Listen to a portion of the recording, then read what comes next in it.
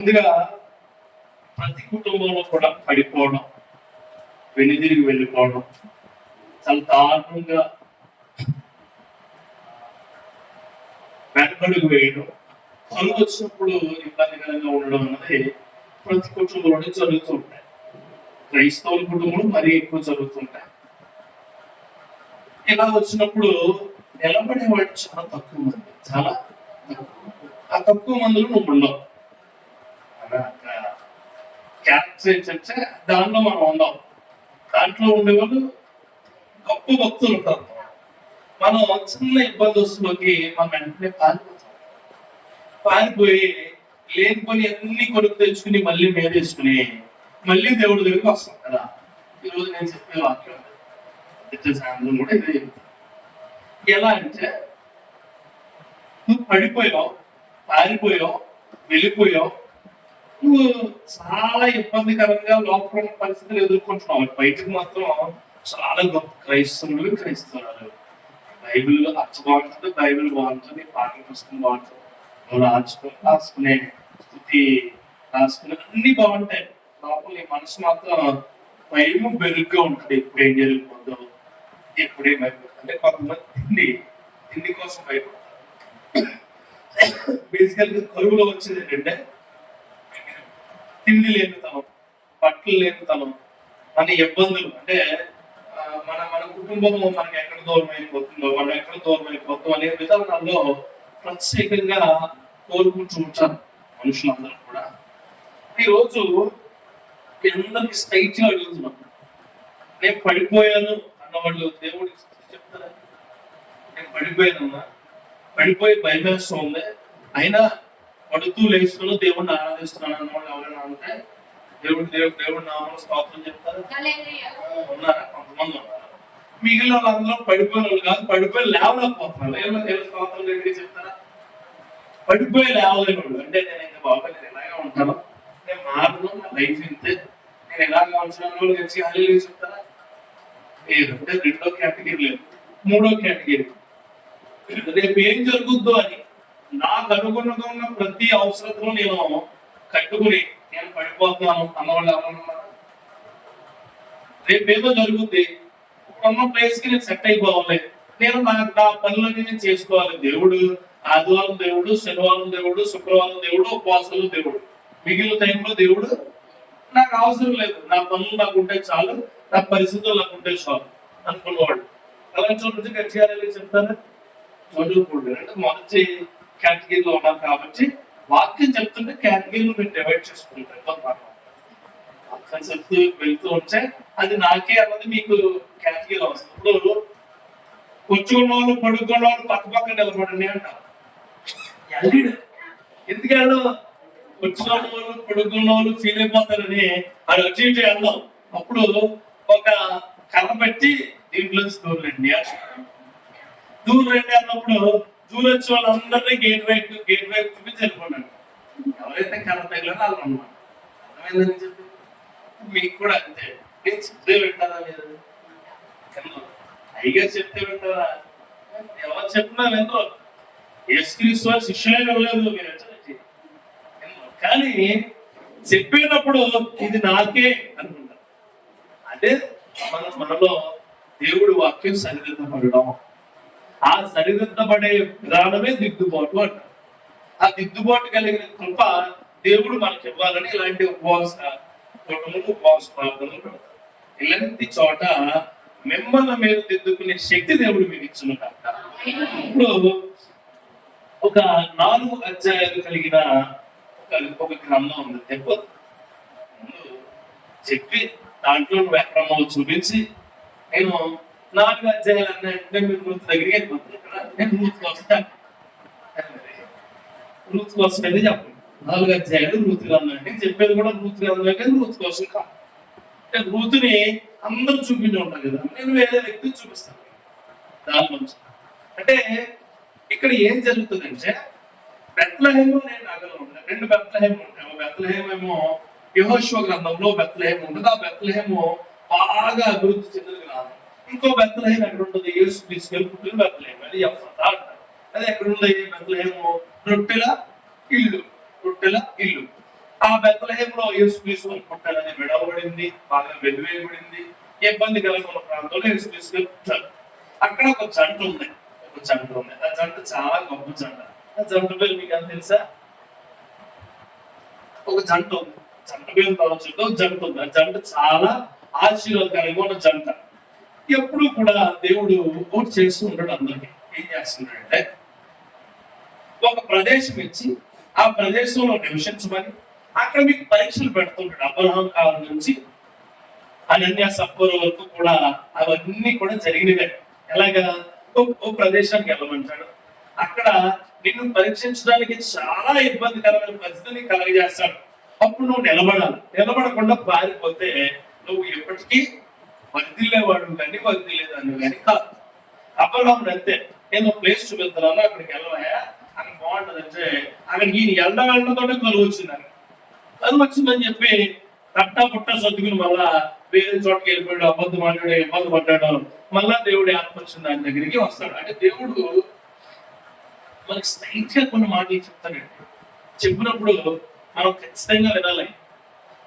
వినలేదు అనుకోండి, నువ్వు వినకుండా వెళ్ళిపోయినప్పుడు నీకు శ్రమలు వచ్చినప్పుడు మళ్ళా చెప్తాడు అప్పుడు ఖచ్చితంగా. నీకు వచ్చే ఆశీర్వాదాలు ఏంటి అవుతున్నాయి తెలుసా? ఆయన చెప్పిన మాట నువ్వు సరిగా వినక, అలాగా ఆయన చెప్పిన మాట నువ్వు సరిగా వినక నువ్వు వెనక్కి వెళ్ళిపోయి కింద మీద పడి శ్రమను పడిపోయి మళ్ళా వచ్చి తీసుకున్నావు. ఎందుకు లేట్ అవుతున్నాయి ఆశీర్వాదం? ఆయన చెప్పిన మాటను చెప్పినట్టు వింటే, ఆయన ఇచ్చినప్పుడు ఆ శ్రమను తట్టుకునే శక్తి నీలో ఉంటే ఖచ్చితంగా నీకు ఆశీర్వాదాలు వస్తాయి. ఆయన చెప్పిన మాట వినకుండా నువ్వు వెనక్కి వెళ్ళిపోయినప్పుడు నీ జీవితంలో నువ్వు చాలా కోల్పోతావు. ఖచ్చితంగా చెప్తావు, నీ జీవితంలో చాలా కోల్పోతావు. దేవుడు ఒక్క కుర్రోడు ఉంటాడు. కుర్రోడికి తల్లిదండ్రులు చెప్తారు ఏమంటే, బాబు నువ్వు బాగా చదువుకుంటే బాగుపడతావు, దేవుడు నాకు ఇచ్చాడు ఇది వాగ్దానం. నీ బిడ్డలు గొప్పగా చదువుకుంటారు. లేదు లేదు నేను చదువుకోనని చెప్పి అలా తిరిగి మొత్తం పాడైపోయి ఆడితో పాటు చదువుకున్న వాళ్ళందరూ కూడా మంచి స్థాయికి వెళ్ళిపోయాక అప్పుడు చదువుకోవడం మొదలు. అంటే శవం అయితే కానీ ఎవరో తెలియదు. అది చాలా మంది అంటారు కదా, మీకు కూడా తెలుసు కదా, అది మీకు ఇలాంటి శాంతులు అంటే చాలా బాగా తెలుసు, వాక్యం కన్నా బాగా తెలుసు. అంటే శవం అయిపోవడం అని చేసి ఉన్నదంతా ఊడిపోతే గానీ ఆ ఊడిపోయేది ఎందుకో ఎవరు తెలియదు. సో అదే నేను చెప్తున్నాను, నేను చెప్పే వాక్యం అదే. బాగా ఇబ్బంది పడిపోతుంది నీ బ్రతుక్కి, ఇబ్బంది అయిపోతుంది నీ బ్రతుక్కి. అసలు ఎందుకు పడిపోయింది నీ బ్రతుకు అనుకున్నప్పుడు నువ్వు పడిపోయిన దగ్గర నుంచి లేచి మళ్ళా దేవుడి దగ్గరికి రావాలి. అది ఇక్కడ ఉన్న చాలా మందికి ఈ వాక్యం అవసరమే, చాలా మందికి అవసరం. ఎందుకు అవసరం అంటే, మీరు భక్తులు అని నేను అంటున్నా, భక్తులు కారు అని నేను అంటున్నా. మీరు చాలా భక్తులు. మీరు ప్రార్థన చేస్తే గడియారంలో బ్యాటరీ ఉన్న సేపు గడియారం తిరుగుతుంది, అంత భక్తులు. మీరు చాలా భక్తులు. టైం తెలియదు మీరు ప్రార్థన చేస్తే, మీరు ఆరాధన చేస్తే ప్లేస్ తెలియదు. దేవుని యొక్క పరిశుద్ధాత్మలో ఎగిరి గొంతులేసేస్తారు, అంత భక్తులు. మిమ్మల్ని తక్కువ చేయట్లేదు. నీ వాక్యం బోధించే వారికన్నా వివరంగా తెలుసు. అంత గొప్ప వివరణాత్మకమైన తెలియలో ఉంటాయి. నువ్వు చాలా గొప్పదాను. ఎందుకంటే నువ్వు చాలా గొప్పవాడు. ఎందుకంటే మీరు దేవుడి బిడ్డలు. మిమ్మల్ని తక్కువ చేసి మాట్లాడడం నాకు లేదు, కానీ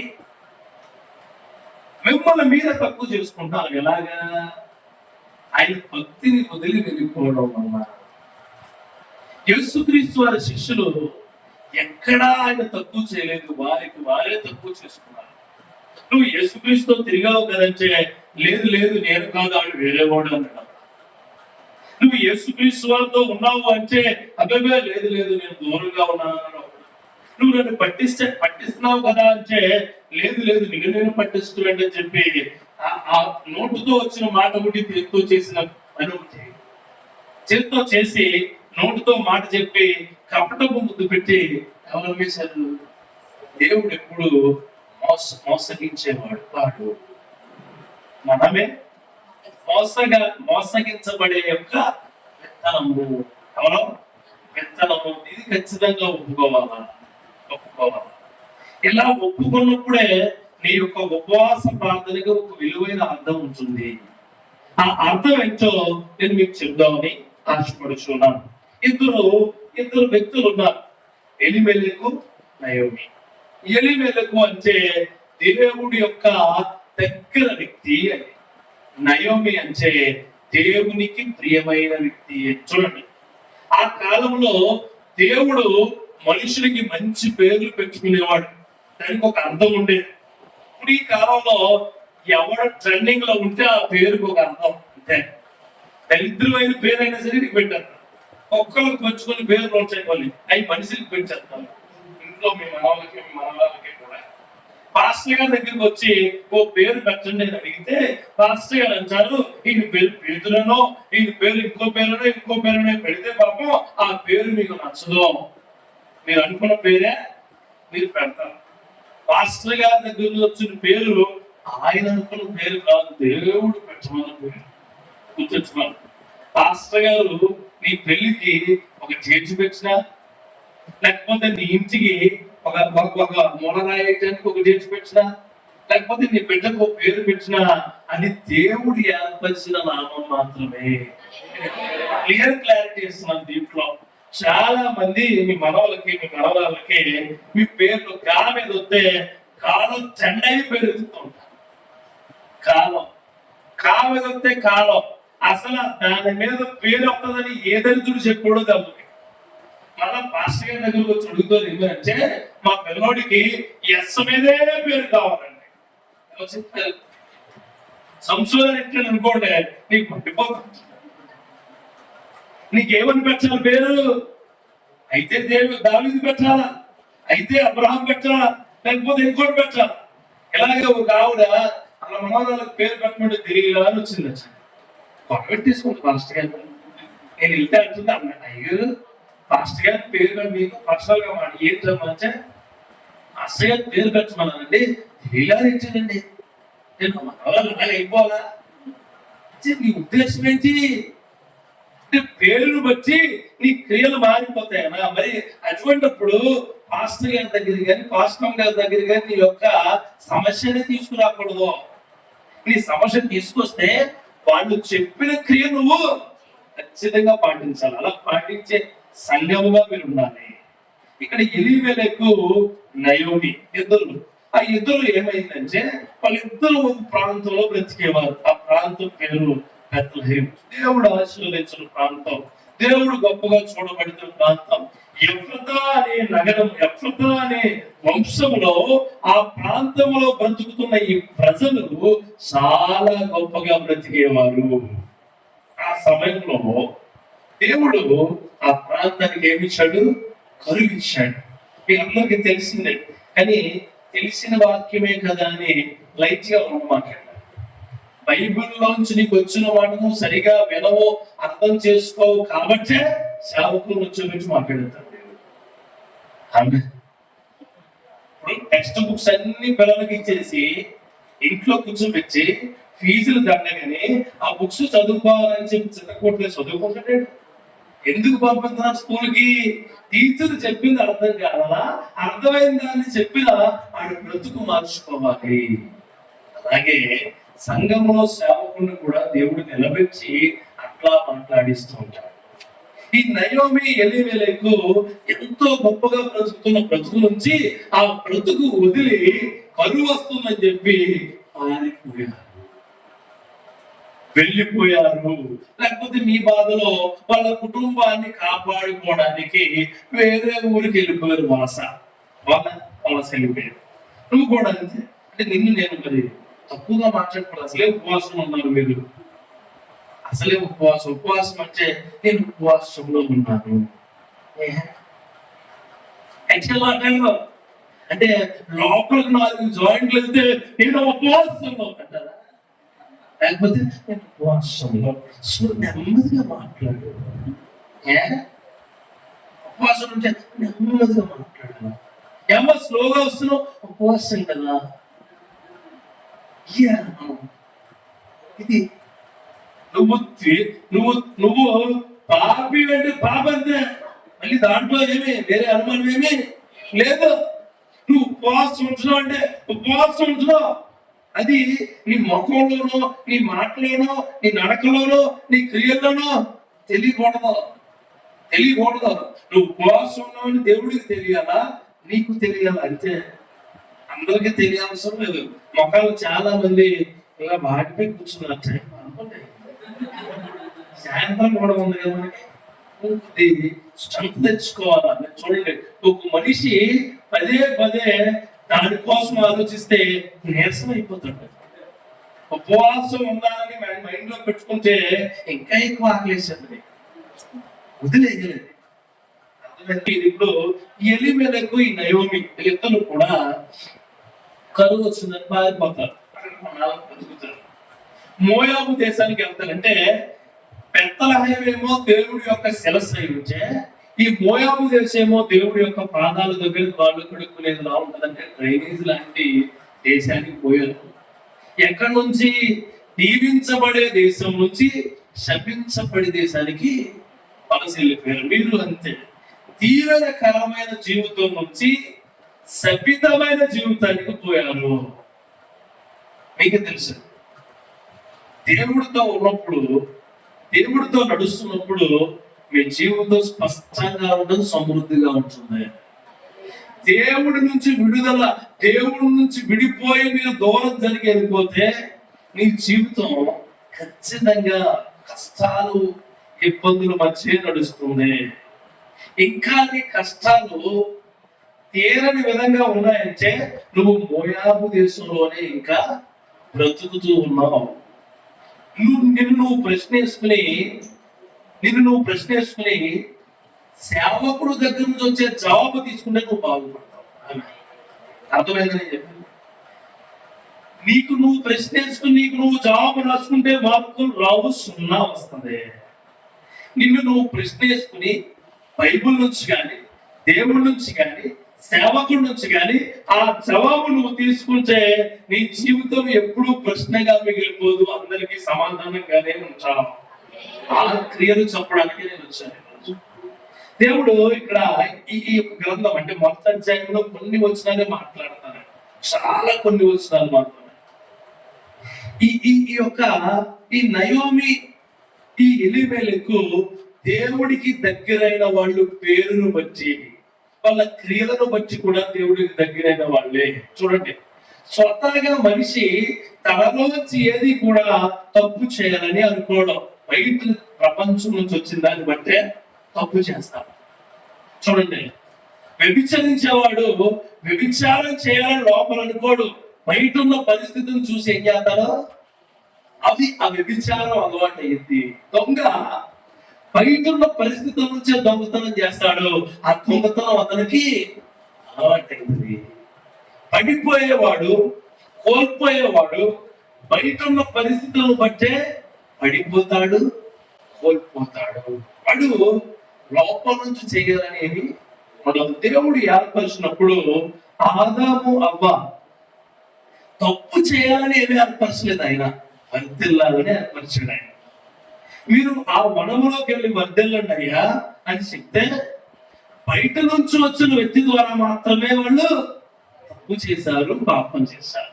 తద్వారా వారి సంతానము నాశనకరమైన క్రియల వైపు వెళ్ళిపోయింది. ఇది మీకు చెప్పేది ఎందుకంటే దేవుళ్ళలోకి వచ్చిన నీకు నువ్వుగా తప్పు చేయవు, ఎవరో ప్రేరేపిస్తే తప్పు చేస్తావు, ఏ పరిస్థితిలో నిన్ను బలవంత పెడితే తప్పు చేస్తావు, ఎవరో నిన్ను ప్రోత్సహిస్తే తప్పు వైపు వెళ్తావు, అది పాపానికి దారితీస్తుంది. ఇది ఖచ్చితంగా నేను చెప్తాను. అది కాకుండా ఉండాలని అంటే ప్రేరేపితమైన పనులు చేయకుండా, ప్రేరేపితమైన జనాంగంతో మనం కలవకుండా ఉండడానికే ఈ వాక్యం నీకు చెబుతున్నాను ఈరోజు. ఈ ఎలీమెలెకు ఈ నయోమి కరువు వచ్చిందట. కరువు వచ్చినప్పుడు తట్టుకోవాలా, నిలబడాలా? నీకు చిన్న నడువు నొప్పి వస్తే చాలు మూలికలకి వెళ్ళిపోతుంది. ఎక్కడికే నైట్ నిద్ర పట్ట కళ్ళు వచ్చినాయి అనుకోండి, నా చుట్టూ ఏదో తిరిగేస్తుందని ఎవరి దగ్గరకు పోతాం. ఆడు పని అంటే దాన్ని నువ్వు ఒకరి దగ్గరికి వెళ్తానండి, నువ్వు ఒకరి దగ్గరికి వెళ్ళి నీకు రాత్రి నిద్ర పట్టట్లేదు, నీ ఇంట్లో వెలబూసుకున్న కళ్ళు వస్తున్నాయి, ఇదిగో నువ్వు అక్కడ ఏదో తొక్కోగల తొక్కేసాను, కాళ్ళు ఎందుకు ఇచ్చారు తొక్కడానికేగా, రోడ్డు పడిపోతే రోడ్డు మీద తొక్క పెట్టినవు. నిన్ను వాడు పేక మీద అడిగేసి తొక్కేస్తున్నాడు, నీకు తెలియట్లే. నీ పేక మీద ఉప్పు తీసుకోకుండా అడిగేసి వెళ్ళమాకండి. అలాంటి వాళ్ళ కోసం కూడా ఈ వాక్యం. పడిపోయిన ప్రజలు, పడిపోయిన విశ్వాసి, పడిపోయిన క్రైస్తవ కుటుంబాలు, పడిపోయిన సంఘ విశ్వాసులు తిరిగి లేవనెత్తబడ్డానికే ఈ మాట. నిలబడాల, పడిపోకూడదు, నిలబడాలి. ఉప్పెది వచ్చి మన మీద పడిపోయి మళ్ళీ ముంచేస్తున్నా సరే నీ ప్రాణం పోతుందని తెలిసినా నువ్వు నిలబడాలా. నీ ప్రాణం నిలబెట్టేవాడు దేవుడు. నిలబడాలి, పడిపోవడం కాదు. నువ్వు పరిస్థితులకి లొంగిపోవడం కాదు, పరిస్థితుల్లో తూలిపోవడం కాదు, పరిస్థితులు పైన నిలబెట్టడం దేవుడు చెప్పాడు మనకి. వచ్చిందిగా పైన ఉన్నాడు, కుష్టి వ్యాధి వచ్చిందిగా పైన ఉండమన్నాడు, రక్తస్రావం కలిగిన స్త్రీ వచ్చిందిగా నువ్వు పైన అన్నాడు, వ్యభిచారం కలిగిన స్త్రీ వచ్చిందిగా ఆవిడ మీద దమ్ముంటే పైన రాయండి అని అడిగాడు ఆయన. దేవుడికి స్తోత్రం కలిగాడు. నేను ఈ రోజు మీకు దేవుడి సేవకుడిగా అదే చెప్తున్నాను, మిమ్మల్ని పైనుంచేవాడిగా ఉండబోతున్నాడు ఆయన. పడిపోమాక భర్తతో గొడవైతే చాలు, నా భర్తకి ఎవడో ముందెట్టేసాడు. అంతే, ఏముందు ఎవడెట్టేస్తాడు ముందు? నీకు నీ భర్త మరి అది లంబాని, అందుకని ముందెట్టంట. ఏముంటాయి అసలు జేబులన్నీ ఎతికితే ఒక ఆయిల్ ప్యాకెట్ కూడా డబ్బులు ఉండవు, ఆయిల్ మంది ఎవడెట్టేస్తాడు. అంటే మన ఆలోచన అలాగే ఉంటున్నాయి.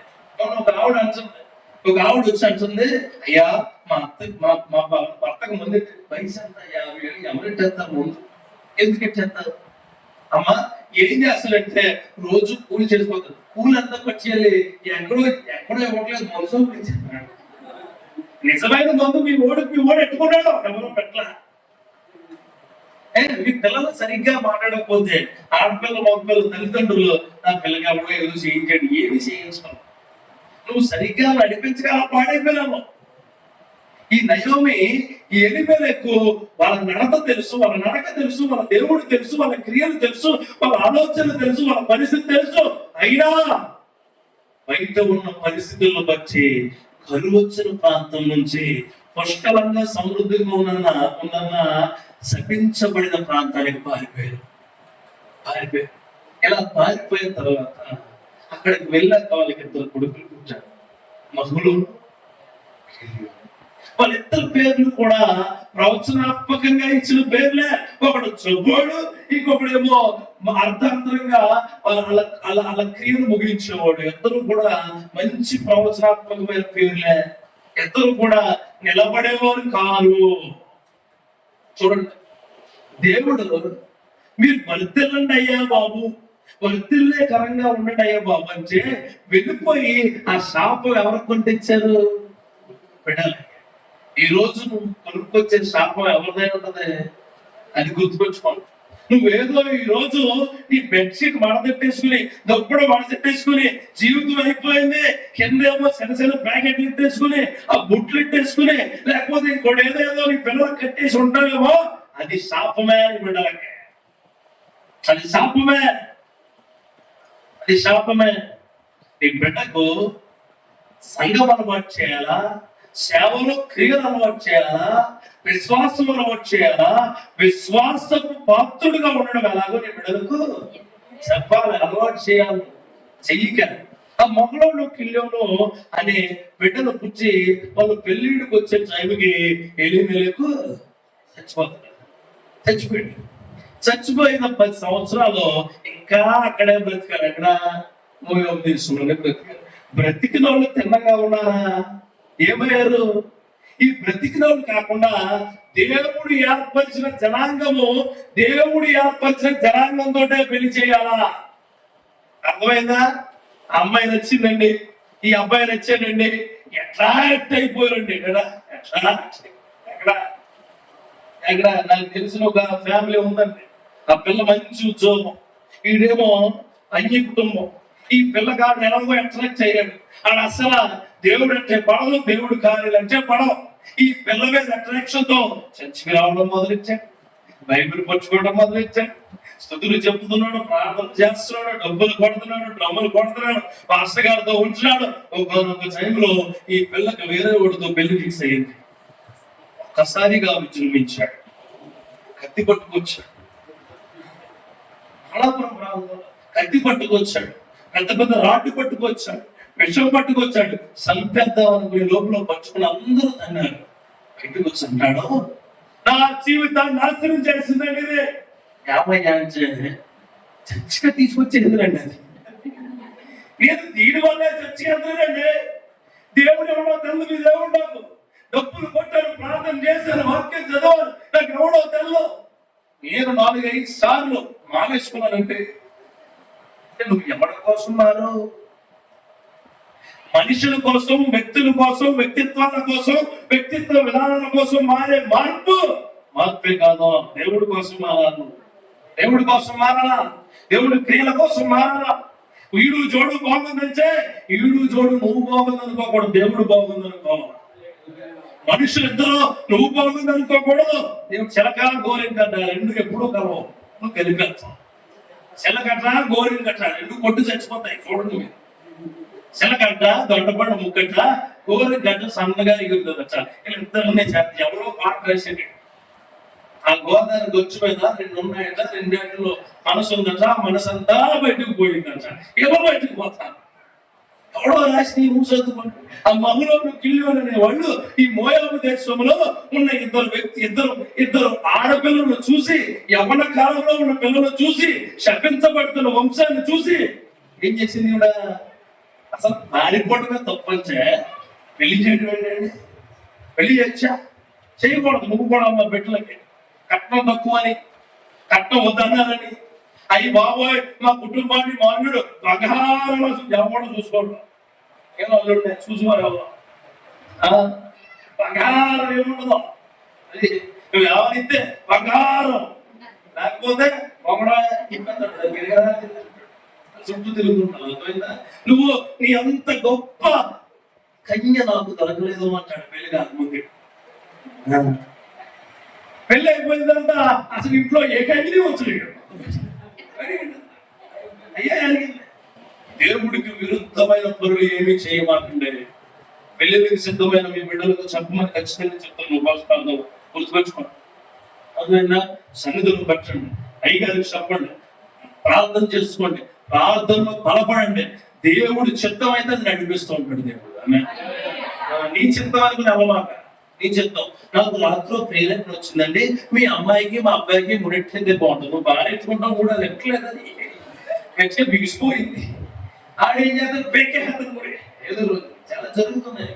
క్రైస్తవ ఫ్యామిలీలో 60% ఫ్యామిలీ బాగాలేదన్నా, చాలా ఇబ్బందిగా ఉంది. ఇక్కడ కూడా ఉన్నారు మీరు చాలా మంది ఫ్యామిలీలు చాలా ఇబ్బందికరంగా ఉన్నాయి. చేసినప్పుడు పెళ్లి చాలా బాగుంటుంది, పేరుకి పరిశుద్ధ వివాహం, పేరుకి పరిశుద్ధ పరిణితి వివాహం, పేరుకి పాస్టర్ గారు, సంఘకాపురి, ప్రసంగికుడు, వివాహకర్త, పైన వల్ల వివాహం అన్వేషణ ఘనమైనది. 4వ రోజు పోతున్నాయి, 4వ రోజు తెలియదు మీకు. మేము చూసాం, చాలా చూసాం. చెప్తున్నాను, దేవుడు ఏర్పరచబడిన జంటలు ఎవరు విడదీయలేని జంటలుగా ఉంటారు. అది మౌలోను కిల్లోని ఇద్దరు కూడా ఒక ఇద్దరు పెళ్లి చేసుకున్నారు, వార్ఫా, రూత్. ఈ వార్ఫా అనే మాట అర్థం ఏంటంటే లేడీ కాడు వెళ్ళిపోద్ది. అసలు లేడీ అకౌంట్. రూతు అంటే చాలా సౌందర్యవతి, గొప్పది. రూతు అంటే మోయాబు దేశంలో కూడా అలాంటి వ్యక్తులు ఉన్నారు. దేవునికి స్తోత్రం కలుగును గాక.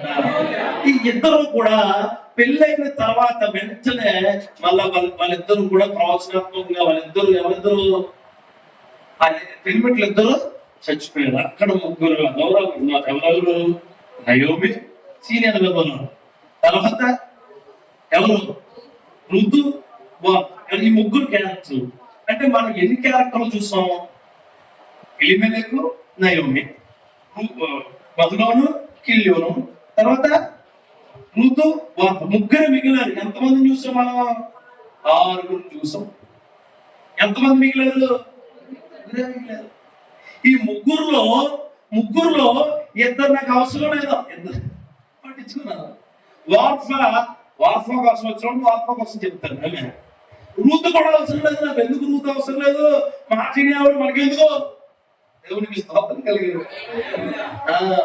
అసలు దీనికి అంతటికి మూల కారణం ఎవరంటే నయోమి.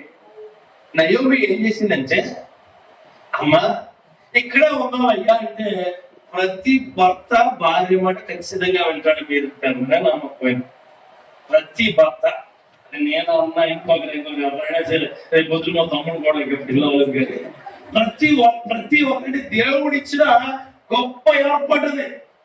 నువ్వు నవ్వుకున్నా తిట్టుకున్నా ఏం చేసినా నీ భర్త ఖచ్చితంగా నీ మాట అంటాడమ్మా. నీ మాట ఖచ్చితంగా అంటాడు.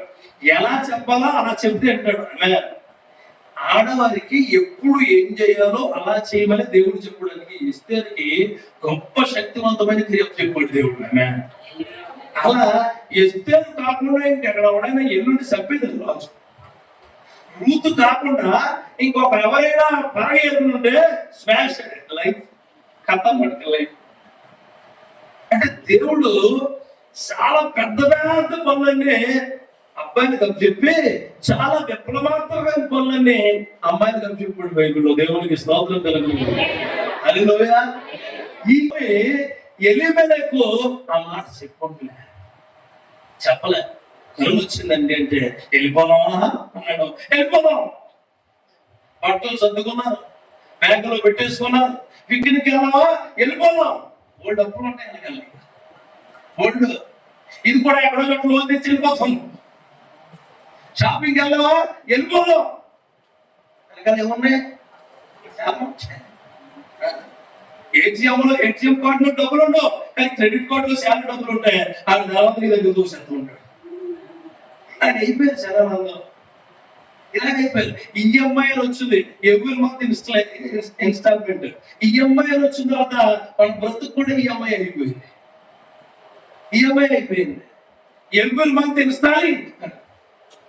డబ్బులకి ఎవ్రీ మంత్ చూసుకోవడం అయిపోయింది మన బ్రతుకు. బైబిల్ దేవుడు అంటాడు, చేమలు చూసి నేర్చుకోండి. మనం వింటామా? ఏం చేమ చూస్తే సంపత్తి, చేమ ముందు గుర్తించాం. చేమలు చూసి నేర్చుకోమంటాడు ఆయన. స్వామిదే చూడు వాటిని చూసి నేర్చుకో అంటాడు. నీ దగ్గర 100 రూపాయలు ఉంటే 100 రూపాయలు 100 బిర్యానీ సెంటర్ చూసో బిర్యానీ తెచ్చుకుంటున్నాను. బిర్యానీ వెళ్ళిపోదాం. మన దగ్గర కాలం ఏంటంటే, ఇంతకుముందు బిర్యానీ అమలాపురంలో దొరికేది, ఇప్పుడు అయినాపురంలోనే 10 సెంటర్లు. అంటే మన ఆరోగ్యాన్ని చూడండి, మంచి చేసేది ఏవి పెరగవు కానీ చెడు చేసేవి పెరుగుతూనే ఉంటున్నాయి. చూసుకుంటే ఇక్కడ వరకు వస్తే చూస్తే ఇక్కడ పెళ్ళి అయిపోయింది, వాళ్ళు చచ్చిపోయారు, అక్కడ తాగు. ఇప్పుడు నేను తీసుకొచ్చి అడిగంచిపోయి ఎందుకు పనికిర అయిపోయిన నయోమికి దేవుడు లైమని చెప్తున్నాడు. ఆమె ఈ రోజు నయోమి లేడీ కోసం చెప్తున్నారంటే, మీరు లేడీని చూడకండి, నేను చూసుకోదా, నిన్నే చూసుకోవాలి. దేవుడు నీకే చెప్తున్నాడు. ఆమె ఇప్పుడు దావీదు కోసం చెప్తే, దావీదు కోసం నాకు ఎందుకండి, నువ్వు దావీదు అక్కడ. నేను ఒకసారి ఇలాగే బచ్చిపో కోసం చెప్తుంటే, బచ్చిపో కోసమే చెప్తున్నాను. ఒకసారి వాక్యం చెప్తుంటే ఆవిడ అన్నే బచ్చిపో కోసం చెప్తారు. ఇంటి దగ్గర నువ్వేదో చేస్తున్నావు, నీకు తగ్గుతుంది. అంటే వాక్యం చెప్పేటప్పుడు నీకు గుచ్చుకుందంటే నువ్వు ఆ పని చేస్తాను, అది వదులుకోమని చెప్తున్నాడు దేవుడు. ఆమె చూడండి, లోపలికి గుండె జబ్బు వచ్చినోడికి, హార్ట్ స్ట్రోక్ వచ్చినోడికి ఫస్ట్ ఏం చేస్తారంటే లోపల కూడా పంపిస్తారు. ఏంటది? స్టంట్ కదండి, దాన్ని ఏమంటారో లోపల పంపించి కెమెరాలో చూస్తారన్నమాట. ఎలా ఉంది? దేవుడు వాక్యం చెప్తున్నప్పుడు నీ జీవితంలోకి ఒకటి పంపిస్తాడు దేవుడు. ఎలాగా ఏమైతుంది? అప్పుడు సురుక్కు అంటది నీకు, అప్పుడు మార్చుకోవాలి. అదే స్టంట్. దేవునికి స్తోత్రం. ఆ స్టంట్ వేసుకుంటే నువ్వు బాగుపడతావు. ఆ స్టంట్ లేదనుకో, ఎప్పుడో గుండెకి రక్తం ఎక్కువ వచ్చేసి గుండె రక్తం తట్టుకోలేక ఆ రక్తం పొంగి పొరిగి పారిపోతుంది. చాలా జాగ్రత్తగా ఉండాలి. పొరిగి పారిపోతుంది. చాలా జాగ్రత్తగా ఉండాలి. చూడండి, ఇక్కడ న్యాయాధిపతులు 7వ దినమందు దేశంలో కరువు కలగగా యోధా బెత్లెహేము నుండి ఒక మనుష్యుడు తన భార్యను తన 2 కుమారులను వెంట పెట్టుకుని మోయాబు దేశమున కాపాడునకు వెళ్ళాను. ఇక్కడ చూడండి, ఆ పేరు చెప్పలేదు. ఎందుకు చెప్పలేదంటే తర్వాత ఆలోచించారు. పేరు కాదు ఆయనకి, శపించబడిన దేశానికి వెళ్ళిపోయారు. తర్వాత పేరు చెప్తారు. పాడైపోయేవాడికి పేరుతో పని ఉండదండి. ఉంటుందా? అస్సలు నీ ఊరు పేరుతో పని ఉండదు. చూడండి, పేక ఆడుతూ ఉంటారు, ఎక్కడెక్కడో ఆడతారు ఇక్కడ ఈ మూల. ఆడితో ఫ్రెండ్షిప్ అయిపోతారు, వాడి పేరు కూడా తెలని మంది వేస్తూ ఉంటారు బ్యాచ్, వాడితో ఫ్రెండ్షిప్ అయిపోతావు నువ్వు. వాడి దగ్గర కూర్చుని నీ పేరు తెలదు, ఊరు తెలదు, అంతా తాగేసి ఫుల్ మైకంలో గెలిపోతారు. అంటే మంచి చేసే వాడిని ఖచ్చితంగా 1, 2, 3, 4, 5 అన్ని అడుగుతుంది.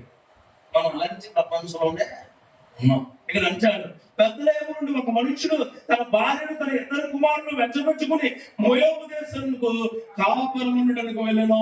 ఇక్కడ ఆవిడ చూడాలి, బెత్లెహేము అన్నది దేవుడి యొక్క పరిశుద్ధమైన స్థలం. ఆ స్థలాన్ని వదిలి కరువు వచ్చిందని ఎక్కడికి వెళ్ళిపోతావా? అసలు నీకు దేవుడు కావాలా, దేవుడిచ్చే వరాలు కావాలా? దేవుడు కావాలని తల్లిని గట్టిగా చెప్పండి. అయితే నీకు ఉద్యోగం అనమాట. నువ్వేమంటావు? అయితే నీకు బెడ్లు వద్దనమాట. దేవుడు నీతో ఉంటే నీకు అన్ని ఇస్తాడు. దేవుడు గుర్తొచ్చి అన్ని ఇస్తాడు. ఆయనకు సాధ్యం కాని విషయం అంటూ ఏది లేదు, ఏది ఉండదు కూడా. గుర్తెచ్చుకోండి, దేవుడే నీ దగ్గర ఉండాలి. కొంతమంది ఉద్యోగం వచ్చాక దేవుడి మందిరానికి రావాలి, దేవుడి క్రియల్లో ఉండరు. మీలో చాలా మంది ఒక బాధ వచ్చిందని వచ్చుంటారు, ఇవాళ మామూలుగా అయితే రాదు. దేవుడి యొక్క క్రియల్ని ఎప్పుడు ఆపకూడదు. యాక్చువల్గా అన్న నేను ఈరోజు రావడం సాయంత్రం వస్తానంటే సరిపోతున్నాను, కానీ నేను ఎందుకు వచ్చానో తెలుసా? మీరే ఖచ్చితంగా రావాలండి అన్నాడు. ఖచ్చితమైన మాట అయింది, ఇది కాదు దేవుడి మాంసాన్ని. ఈ మాటల్లో నిన్ను బలపరిచే మాటలు, నిన్ను పడగొడకుండా ఉండే మాటలు చాలా ఉన్నాయి. అందుకే పరిశుద్ధంగా ఉండాల్సిన వ్యక్తి పరిశుద్ధంగానే ఉండాలి. పడిపోకూడదు. ఏదో అయ్యింది, ఇబ్బంది, ఇంట్లో ఏదో గలిబిలైతే వెంటనే మీకు వచ్చే ఆలోచన ఏంటంటే ఏదో జరిగిపోతుందేమో, ఇల్లు బాగిపోదాం. చాలా మంది అండి ఆ ఇంట్లో అంట వాస్తు బాగా ఇల్లు, వాస్తు కాదు, నీ బతుకు బాగలేదు. ఏం బాగాలేదు? బ్రతుకు. నువ్వు ఈ బ్రతుకు పక్కింట్లోకి వెళ్ళగానే నువ్వేమి పెద్ద సౌందర్యవతి అయిపోవా, నీ రంగేదో మారిపోద్దా, నువ్వు వాడుకునే గ్యాస్ స్టవ్ మారుద్దా, గ్యాస్ మారుద్దా, బియ్యం మారుద్దా, ఏమి మారు. కానీ నువ్వు అనుకోవచ్చు మార్పు మంచిదే. కానీ ఎవడో చెప్పాడు మనకు మంచిదే. ఏం మరక? బయట తెల్లదనం మరక. కానీ నీకే మనకు మంచిది అనుకుంటున్నావు. నువ్వు ఇక్కడ నుంచి మారిపోయే ఉద్దేశాలు నీకు ఉండకూడదు. గుర్తుంచుకో, దేవుడు కొంతమంది కొంతమంది ఉంటారు, చాలా గొప్ప క్రైస్తవులే, చచ్చి మారితే జీవితం మారిపోతుంది. ఏంటంటే ఇక్కడ నుంచట ఎవడో పట్టుకొచ్చి నువ్వు తల మీద పైనుంచి కింద వేసేస్తానంట. ఎల్లు ఎవరోనట అచ్చుబలు వస్తున్నారట, అచ్చుబలు లోపలేసుకుంటే పిల్లలు తెగ పుట్టేస్తారంట, బండిలు కొడతారు. దేవుడి మీద నమ్మకం ఉన్న వాడికే అన్ని జరుగుతాయి. ఎవరో ఇచ్చింది కాదో, ఎవరో చెప్పింది కాదో, ఆయన మాట ఏదైతే నిలబడుతుందో ఆ మాట నెరవేర్చబడుతుంది. పేరు పెట్టి నిన్ను పిలిచి నీకు ఉద్యోగం వస్తుందంటే అప్పటికప్పుడు ఏమో రాదా, నువ్వు నిలబడాలా, ఉండాలా. ఒక బిడ్డ కడుపులో ఎదగాలంటే ఎలా 9 మాసాలు 10 మాసాలు ఉంటుందో అలాగే నీ జీవితంలో, నీ బ్రతుకులో గొప్ప కార్యాలు జరగాలంటే అదే విధంగా ఉంటుంది. ఇన్స్టెంటేనియస్ ఏముండవు. దేవుడి నామంలో చెబుతున్నాను, గుర్తుపెట్టుకోండి. ఇక్కడ కూడా అంతే, వీళ్ళు కూడా ఇన్స్టెంట్ గా కరువు వచ్చింది, అక్కడ ఏదో ఉందని చెప్పి వెళ్ళిపోయారు. వీళ్ళు పొలాల్లో బ్రతికేవాళ్ళు, పట్టణాల్లో ఉండేవాళ్ళు కాదు, పొలాల్లో ఉండేవాళ్ళు. పొలాల్లో బ్రతికే ఈ యొక్క సంట ఈ కుమారులు వెంటబెట్టుకుని ఎక్కడికి వెళ్ళిపోయారు? ఇక్కడ ఓ మాట చెప్తాను, సమృద్ధి కలిగిన జీవితాన్ని విడిచిపెట్టేసేవాడిగా ఉన్నావా? ఫస్ట్ ప్రశ్న. సమృద్ధి కలిగిన జీవితాన్ని వదిలిపెట్టే వ్యక్తిగా నువ్వు ఉంటే ఈ వాక్యం నీ కొరకే. సమృద్ధి ఏంటంటే ఒకప్పుడు ప్రార్థన ఉండేది, ఒకప్పుడు వాక్యం ఉండేది, ఒకప్పుడు నీ జీవితం చాలా బాగుండేది. అసలు బైబిల్ తీయాలని ఆరాటం, బైబిల్ చదవాలని ఆరాటం, బైబిల్లో ఉండాలని ఆరాటం. నువ్వు పనిలోకి వెళ్ళా, ఉద్యోగంలోకి వెళ్ళా, కుటుంబంలో ఉన్నా, నువ్వు ఇంట్లో ఉన్నా, బయట ఉన్నా, నీకు ఏమి ఇష్టమో బాగానే బైబిల్ చదవాలి, ధ్యానించాలి, పాస్టర్ గారితో మాట్లాడాలి, కుటుంబం మొత్తం దేవుళ్ళో వెలగాలనే ఆలోచన. ఆ సమృద్ధి నీకు ఏమైపోయింది ఇప్పుడు? ఈ సమృద్ధి ఆదివారానికి పరిమితం అయిపోయిందా? ఈ సమృద్ధి ఉపవాస ప్రార్థనలకు పరిమితం అయిపోయిందా?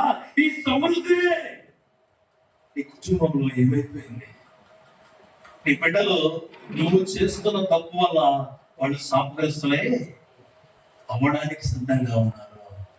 అలా ఎప్పుడు పెంచుకోమాకండి. నువ్వు చేసే ప్రార్థన నీ బిడ్డలు నిలబెట్టబోతుంది.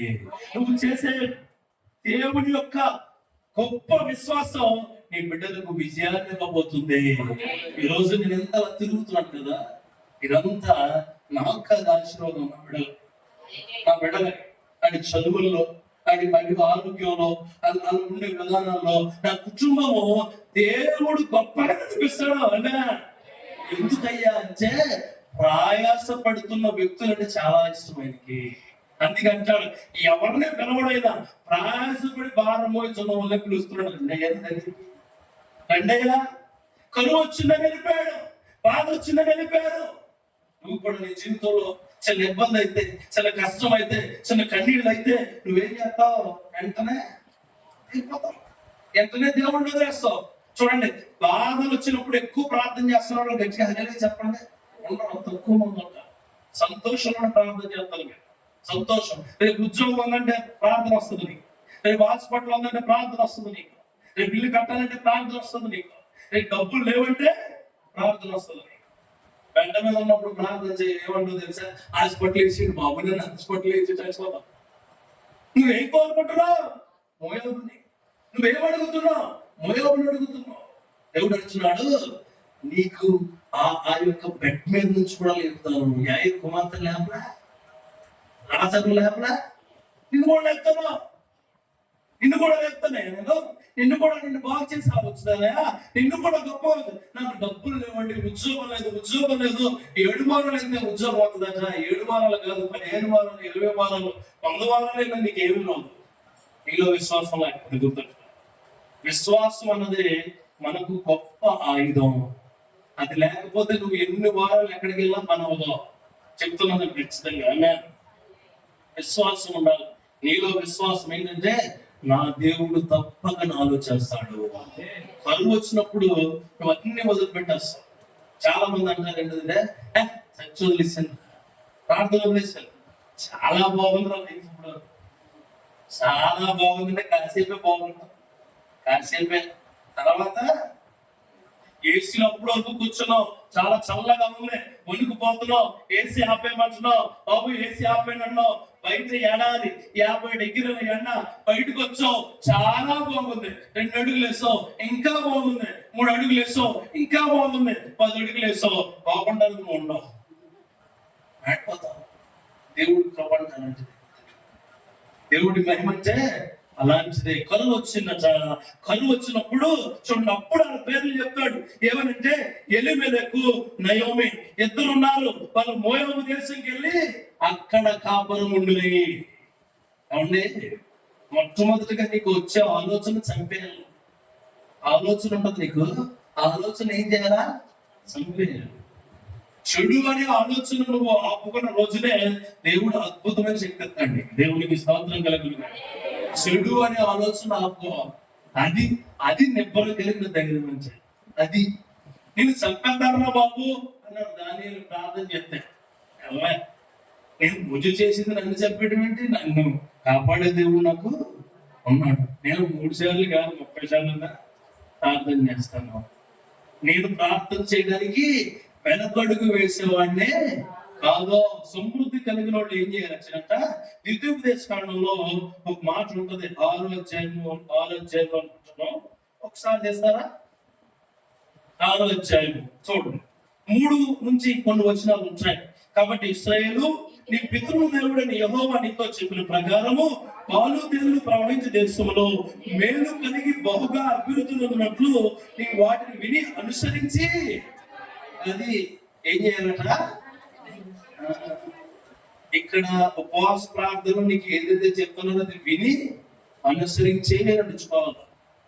గుర్తుంచుకోవాలి. సొంత తెలివితేటలు ఉపయోగించకండి. బైబిల్లో చాలా మంది అక్కడక్కడే తీసుకుని ఏం చేస్తున్నారు? సొంత తెలివితేటలు, సొంత ఆలోచన. దేవుడు సొంత ఆలోచన ఉన్నాడు. ఆయన అంటాడు యెషయా నీ ఆలోచన నా ఆలోచన మంచివి, నీ దారులు నా దారి మంచివి, నాకు నీకు చాలా గొప్ప దూరం ఉంది, చాలా గొప్ప దూరం ఉంది. ఆ దూరంలో ఉండేదే పాపం. ఆ పాపాన్ని తీసేయమన్నాడు దేవుడు. ఆమె ఆ పాపాన్ని తీసేయనంటున్నాడు. ఇంకో మాట అంటాడు, అంటే మీ అందరినీ భక్తి పరులే అంటారు, చాలా భక్తి పరులే అంటారు. కానీ ఈ భక్తి పరంగా ఉండే వాళ్ళు ఇశ్రాయేలు ప్రజలే చాలా పాపాలు చేశారు. చేయలేదు అంటే మీరు చేయట్లేదు అప్పుడు పాపాలు. నేను నోటి ద్వారా పాపం చేయలేదండి 24 గంటల్లో అన్నవాళ్ళు గెచ్చిన స్తోత్రం చెప్పండి. రాకలేదే, నోరు పైకెత్తుంది కదా. నేను అసలు ఆలోచన చర్చకు వచ్చిన తర్వాత ఆలోచన కూడా నాకు నెగిటివ్ గా లేదన్న అలాగే చెప్పండి. చర్చకు వచ్చాను అంటే చర్చకు వచ్చాక కూడా మీరు ఎలా ఆలోచించారంటే చెప్తాను. ఎప్పుడు అయిపోద్దాం అదేమో ఇది మళ్ళీ జోమాని మండి ఎవరినో చర్చమండి ఎక్కడ వస్తుంది ఇంకే ఇంకే చెడు, మామూలు చెడు కదా. ఆలోచన మందిరంలోకి వచ్చిన తర్వాత నువ్వు పరలోకంలోనే ఫీల్ అవ్వాలి. దేవునికి స్తోత్రం కలుగుతుంది. పరలోకంలో ఉన్నాను నేను, దేవుడితో ఉన్నాను నేను, దేవుడి క్రియలో ఉన్నాను నేను, దేవుడి ఆలోచనలో ఉన్నాను, నాకు ఎలాంటి ఇబ్బంది జరగదు అన్నవాడి యొక్క జీవితం చాలా గొప్పగా ఉంటుందండి. నేను సెల్ ఆఫీసాను ఇంకోసారి ఆఫీసాను ఇంటికాడ ఎట్లా వచ్చేసాను. ఎందుకు? ఈ సెల్ ఆపేసిన టైంలో నేను సొల్లుకోవాలి అని చెప్పట్లా, ఎవరితోటి గేమ్స్ ఆడడంలా, ఏదో ఇబ్బందికరమైన పరిస్థితిలో ఉంటున్నా ఏం చేస్తున్నాను? ఆ దేవుడి యొక్క మహత్భాగ్యాన్ని మీకు చెప్పే గొప్ప కృపలో ఉన్నాను. దేవునికి స్తోత్రం. చాలా మంది 4-5 సార్లు చాలా చూసుకుంటున్నారు. ఎందుకు చూశారు అంటే నేను మమ్మల్ని ప్రశ్నించట్లేదు, చెప్తున్నాను. అంటే మీరు భక్తులా, గొప్ప భక్తులా మీరు? దేవుడి వైపు నిలబడేవాడు నెబ్బరగా ఉంటాడు. దేవునికి స్తోత్రం కలుగుతుంది. చూడండి, సమృద్ధిని విడిచిపెట్టిన యొక్క మనిషి ఏ కొనుక్కు తెచ్చుకుందండి? శాపాన్ని కొనుక్కు తెచ్చు. ఇక్కడ బెత్లెహేములో ఉంటే ఎలీమెలెకు ఉండేవాడు, బిడ్డలు ఉండేవాడు. నువ్వు కోల్పోయిన ఆస్తి నువ్వు ఆలోచన వల్ల కోల్పోయింది. ఈరోజు చెప్తున్నాను నీకు, నువ్వు కోల్పోయిన బంధువులు కేవలం నీ వల్లనే కోల్పోయావు. ఎవరి వల్ల? సమృద్ధి కలిగిన ప్రార్థన, సమృద్ధి కలిగిన సంఘము, సమృద్ధి కలిగిన వాక్యము, సమృద్ధి కలిగిన కుటుంబం నుంచి నువ్వు వేరైపోయావు. సమృద్ధి ఇచ్చే దేవుడిని నువ్వు వదిలిపెట్టేస్తావు. సోదరి సోదరుడా, ఏ క్షణం కూడా ఆ విధమైన ఆలోచనలో మీరు నాకు దేవుడు ఉన్నాడు, నా దేవుడు నాకు అన్ని సమకూరుస్తాడు. ఈరోజు ఇబ్బంది వచ్చింది, నా దేవుడు ఉన్నాడు. కష్టం వచ్చింది, నా దేవుడు ఉన్నాడు. నా కన్నీళ్లు ఏరులై పారేస్తున్నాయి, నా దేవుడు ఉన్నాడు నాతో. నేను దేవుడికి వ్యతిరేకమైన కార్యాలు ఎప్పుడు చేయదు అనుకునే ప్రణాళిక చాలా గొప్ప ప్రణాళిక. ఆ ప్రణాళికలో దేవుడు నిన్ను కాపాడి నడిపించును గాక. ఆ క్రియలు నీకుండా మొట్టమొదటిగా నీతో సమృద్ధిని విడిచిపెట్టే వాడిగా నువ్వు ఉన్నావేమో, నీకు ఓ హెచ్చరిక. నయోమి, ఎలీమెలెకు వాళ్ళ కుటుంబం లాగా శాపాన్ని నువ్వు కొనుక్కు తెచ్చుకోమాక. తల్లిగా నువ్వు అలా ఉంచే, తండ్రిగా నువ్వు అలా ఉంచే, అత్తగా ఒక అమ్మగా నువ్వు అలా ఉంచే, ఓ బిడ్డలకు గొప్ప తల్లిగా నువ్వు అలా ఉంచే. ఇది సరిదిద్దుకొని బిడ్డలండి నిన్ను అన్ని అడుగుతారు. ఇదేంటి అని. మంచిది మాత్రం నువ్వు చాలా మంచిది అంటావు, చెడు ఏదని అడిగినప్పుడు పళ్ళు రానిపోతాయి. నీకెందుకు ఈ మాటలు చెప్పాలి, దాని పర్యావసానం ఏంటో చెప్పాలి, దాని క్రియ ఏంటో చెప్పాలి. అప్పుడు చెప్పాలి. చిన్న కొడుకు ఉండేవాడు బైబిల్లో. ఈ చిన్న కొడుకు వాళ్ళ తండ్రితో గొడవ పెట్టుకుని నా ఆస్తి నాకు ఇచ్చే, నాకు వచ్చి నాకు ఇచ్చే, నా గుండె నాకు ఇచ్చే అన్నాడు. పోయాడు. పోయి అందరు పుట్టి అన్నం తిన్నాడు. తర్వాత మళ్ళీ వచ్చేసాడు చిన్న కొడుకు తెలుసుకుని. వచ్చేసినప్పుడు వాళ్ళ తండ్రి కొబ్బరి దోవడిని, అంటే పెద్ద మంచిగా బలిసున్న దోవడిని వధించి కూరండి కొత్త బట్టలు కొని సెంచు కచ్చి చుట్టూ ఉన్న వాళ్ళకి చెప్పి నా కొడుకు వస్తున్నాడు రా బాబు అని చెప్పి దగ్గరికి తీసుకున్నాడు. నీకు చెడులోకి వెళ్తే చిన్న కొడుకులుగా పందులు కొట్టు తెచ్చావయ్యా అని నీ కొడుకు చెప్పాలి. చెప్పను అమ్మా నవ్వు చేయడం తప్ప అంటే చిన్నపిల్లలకి అప్పుడే ఎందుకు వచ్చామని ఆ మాట్లాడదు. అయ్యా చేద్ది కన్నా అదే చేద్ది. చూడండి, వర్ధిల్లేలా ఉండే ప్రతి ఒక్కడు దేవుడి మాటలు వర్ధిల్లేలాగే చెప్తాడు. చెప్పాలా? బిడ్డలకు చెప్పాలా? ఇంటిలో ఆడపిల్ల ఎదిగిన పిల్లలుకుంటే ఖచ్చితంగా అమ్మా తెలియలో మోసం ఇదే, బచ్చిలో మోసం ఇదే, వ్యభిచారి క్రియలే అని నీ బిడ్డకు చెప్పాలి. అప్పుడు శరీర ఆశలు లోకాసులు చంపేసుకుంటావు. ఖచ్చితంగా చెప్తావు సావుకుడిగా. ఇది చెప్పకపోవడం వల్లే నీ బిడ్డలు ఏం చేస్తున్నారు? తప్పి తప్పి తప్పి తిరుగుతున్నారు. చెప్పాలి పిల్లలకి. ఇప్పుడు చాలా ఫ్యాషన్ అయిపోయింది కొమ్మలకి. దేవుడు గొప్ప చెప్పున మాస్టర్ గారి పిల్లలు కొంతమంది బాగా ఉన్నారు, కానీ చాలా యూత్ సర్వనాశనం అయిపోయారు. ఎక్కడ పడితే అక్కడ డ్రగ్స్ వస్తున్నాయి. డ్రగ్స్ అండి, వాళ్ళు డ్రగ్స్ తాగి ఎదురు కుర్రోళ్ళు ఎదురు బళ్ళు గుద్దేసుకుని బళ్ళు పోవడమే కాదు, ఆడి చేతులు ఇడుకోళ్ళు ఇరిగిపోయి వరలో బ్రెయిన్ క్లాట్ అయిపోయి హిమ్స్ లో ఇంకా మునుగుతున్నారు కుర్రోళ్ళు. ప్రార్థన చేయడానికి వెళ్ళాను. వెళ్తే వాళ్ళు నన్ను చూసా మైకులో కూడా నా వందనాలన్నా ఎలా అంటే నాకు తాడేపల్లి గూడలో ఎవడో అలవాటు చేసాడన్నా, నేను ఇక్కడికి అలవాటు చేశాను. మరి ఎందుకు గుద్దుకున్నారా అయ్యా అని అడిగితే డాక్టర్ మాట్లాడేస్తున్నాడు. ఎందుకు గుద్దుకున్నారా బాబు ఎలాగని అడిగితే అన్న ప్రార్థన చెయ్యన్నా నాకు విడుదల రావాలని. ఎందుకు అన్న చచ్చిపోతున్నాను భయం. ఎందుకు గుద్దుకున్నారా అని అడిగితే గిటార్ చాలా బాగా అయింది అమ్మ. ఎందుకు గుద్దుకున్నారండి? మైకు అన్నా తెలియలేదు. నేను బయటకు వచ్చాను. నాన్నగారిని అడిగితే పెద్ద అయినా చర్చికి అడిగితే మా కర్మ అండి, మా కర్మ. ఆడి దగ్గర ప్యాకెట్లు దొరికి, ఆడి దగ్గర అప్పుడప్పుడు సిగరెట్లు దొరికి ఎవరైనా అంటే మా ఫ్రెండ్ అనేవాడు. నువ్వు చెప్పాలా? మత్తును కలిగించే ప్రార్థనల వల్ల మనిషి మత్తుకు బానిసై ఆడికి వావి వరుస తెలియని ఒక లోతు అయిపోతున్నా. అది ఎవరికి చెప్పాలి? చెప్పాలి నీ బిడ్డలకు.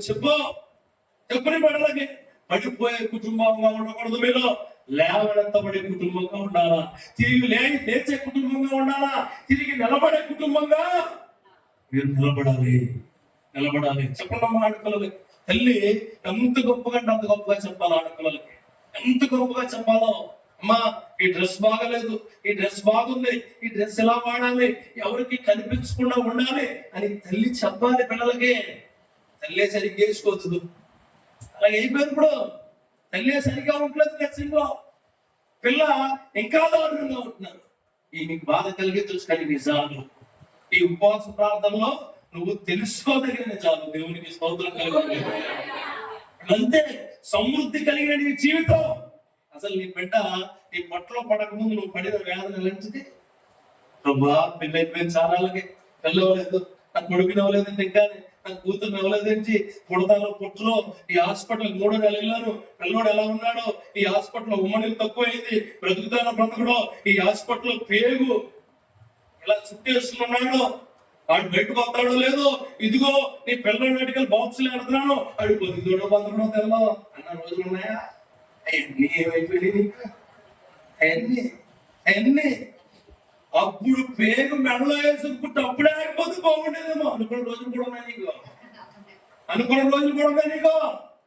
దేవుడు నామములో చెబుతున్నాను, నీ బిడ్డ కడుపులోకి రాకముందు నువ్వు దేవుడిని ఎలా ప్రాధాన్యపడ్డావో, నీ బిడ్డ నువ్వు బ్రతుకున్నంత వరకు కూడా నీ బిడ్డల కోసం అలాగే ప్రాధాన్యపడాలా.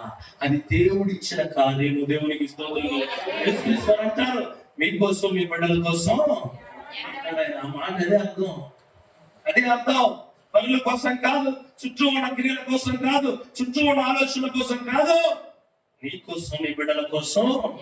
ఏడవండి అనేది కాదు తెలిసేగా. ఖచ్చితంగా ఏడిపించే పనులు